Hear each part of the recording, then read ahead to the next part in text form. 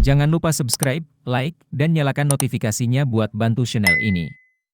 Bapak adalah salah satu menteri di periode kemarin yang mendampingin Apple untuk bertemu Presiden Prabowo, betul nggak Pak?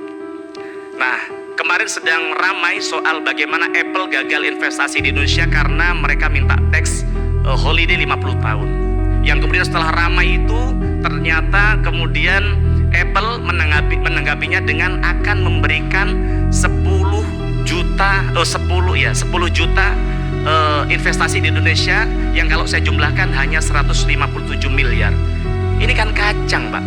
Kita ini bukan monyet yang harus dapat investasi sekecil itu begitu. Kalau memang main-main seperti itu sudah batalkan saja itu, Pak. Itu bukan hanya menghina bangsa kita, Pak. Itu menganggap kita ini orang dungu, bangsa yang tidak berpendidikan yang bisa dibodohin oleh mereka, Pak. Nah, maka harapan kami Pak Menteri, koperasi di sini kita minta bukan hanya bergerak di sektor pertanian, peternakan, dan simpan meminjam, tapi bagaimana kita bisa berdikari di soal teknologi, Pak. Kita bisa belajar dari China yang hari ini sudah bisa memproduksi handphone sendiri. Bahkan mereka ketika diblok sama Google, Google tidak boleh masuk ke sana, GPS tidak boleh masuk ke sana. Apakah kemudian China gulung tikar? Tidak. Sekarang mereka bisa menciptakan aplikasi sendiri, bisa punya Google sendiri di negaranya.